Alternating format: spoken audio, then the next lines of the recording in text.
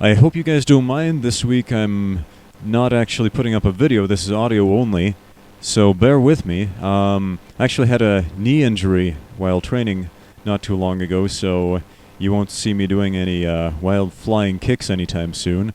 Anyway, these are just a few thoughts I had about mixed martial arts training or combat sports in general. So hope you enjoy. Here you go. I hear a lot of people say that chess and martial arts have a lot in common, and there is some truth to that, and also there's a lot to that that simply isn't true. For example, in chess you have the time to study each move and each position on the board between each round, between each turn, whereas in a fight, in a martial arts tournament, a grappling match, whatever kind of combat sport you're involved in, you don't have that luxury. You have to do all the preparation and the thinking beforehand. Because when you actually step onto the mat, what you do, how you perform, is determined entirely by how you have prepared. Let's take a look at chess players, for example. A good chess player is able to think 3 moves ahead. If you can think 3 moves ahead in a chess game, and analyze and understand every single move that can be made on a chessboard at any given time 3 moves in advance, you can beat most of the chess players in the world. An elite chess player, on the other hand, will understand the game and be able to anticipate at least, I'd say, 6 to 8 moves in advance. However, the most advanced chess players in the world will be able to see the end of the game from the beginning. Yeah, you have to have extreme foresight to be good at chess. The exact same thing applies in martial arts. Any martial art, whether it's mixed martial arts, submission grappling, karate, taekwondo, it doesn't matter. You need to be able to anticipate your opponent's reaction to what you do, as well as plan your own moves well in advance. If you read Dave Camarillo's book, Guerrilla Jiu-Jitsu, he talks about this subject extensively. Pretty much what I got out of that book was the importance of setting up a submission off a takedown. For example, if you go for a classic judo throw like an uchimata or an ogoshi hip throw, then it's important to maintain control of an arm on the way down so that when you land, you can land in a position to apply a submission. For example, ogoshi to armbar, and so on. If you watch my YouTube video, 3 submissions from guard pass, you'll notice the same principle is being demonstrated by my friend Mark Brewer, where he demonstrates 3 effective and simple submissions off of the classic guard pass. Each submission is dependent entirely on the opponent's reaction. For example, if your opponent reaches under for an underhook, then you have the opportunity to secure a Darce choke. If you manage to get the underhook first, you have the opportunity to secure an armbar. And if your opponent plants his heel in the hip, you have the opportunity to secure a heel hook. This is an example of the fundamental concept of position and attack. Position and then attack applies to every single martial art, every fighting style, every combat sport. Unless you are in a direct position to attack effectively, you will not be able to score an attack. For example, take boxing. You're not going to be able to punch your opponent in the face unless you are standing in the correct position and unless you have got your opponent to lower his arms or move his arms upward depending on your scoring target.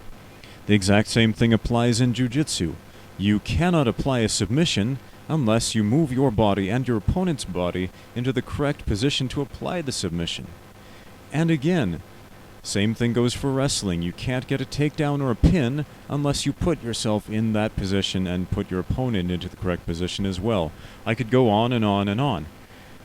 In fact, almost inevitably, every time I train a new student in jiu-jitsu, when we roll, when we spar on the ground, if you're not familiar with that term, when they're trapped in my guard, almost inevitably they'll start to try to attack the arms, which, if you're not familiar with jiu-jitsu, is kind of a dumb idea because that sets you up for a counterattack, meaning you were going to get your arm broken. So, what I try to teach them is pass the guard first and then worry about attacking the arm, because if you try to do it backwards, it's going to backfire on you. I can't stress enough the importance of going through drills repeatedly that emphasize position and then attack. For example, the drill that my friend Mark shows in that other video, where immediately after a guard pass, that would be the position part, he demonstrates 3 viable attack options. Also, it's very important to plan your options based around your opponent's reaction. Again, take a good look at that video. For each possible reaction your opponent has, Mark demonstrates a viable attack. The other week I was watching an amateur mixed martial arts show, and there was one particular fight that got me thinking about something. There were 2 guys, just raw as hell. These 2 guys had obviously had no martial arts training whatsoever, no background in any combat sport. They just got out there and started throwing wild haymakers at each other. It was ugly, to say the least. And that got me to thinking, is it really a sport if both players don't understand all the rules? I mean, think about it. It's almost like watching a baseball game, but instead of the players throwing the ball, hitting it, and catching it, they would be clubbing each other with the bat. I'm not sure how else to put it. But the thing is, to me, a combat sport, at least that particular venue that I saw, and these 2 completely undisciplined guys, it just got me thinking. Every time that they made a move, I thought, well, wait a minute, he has the perfect opportunity to apply this move, or this submission, or this takedown, or this counterpunch, but there was little to no strategy going on. And again, that just got me to thinking, is it really a sport if both players don't understand the rules? At the same time, I think a lot of us are actually guilty, at least those of us involved in combat sports, of going into a sport without fully understanding the rules, as it were. I mean, we might know the basics, or at least some of them. We may understand positioning, we may understand the attacks, we might understand submission, we might understand striking, but there's a lot more to it.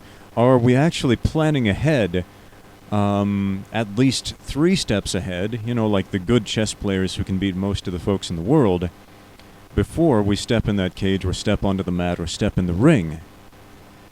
So, whatever your combat sport is, whatever your martial art is, I would say this: do yourself a favor and plan ahead.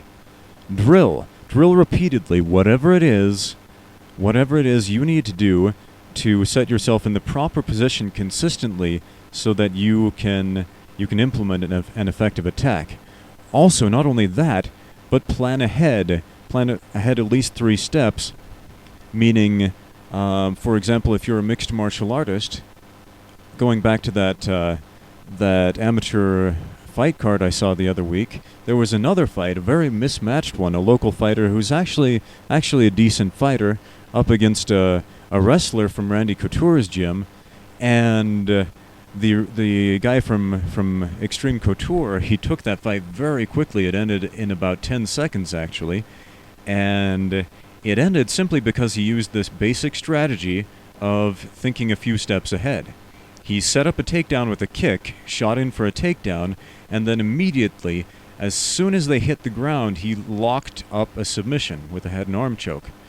And it wasn't so much that he was a terrific fighter, but he implemented a winning strategy, which is as simple as just doing your homework, drilling those simple reaction drills, if you will, and thinking a few steps ahead. Anyway, I've got to wrap this up because I'm running out of time here, but those are just a few things I've been mulling over, and I hope that helps. Again, sorry that there was no video to go along with the audio, but seriously, this sort of thing, just thinking about it, getting in the right mindset, helps more than you might think in a combat sport. Thanks, guys. Thanks for watching. Thanks for listening. Now get out there and train.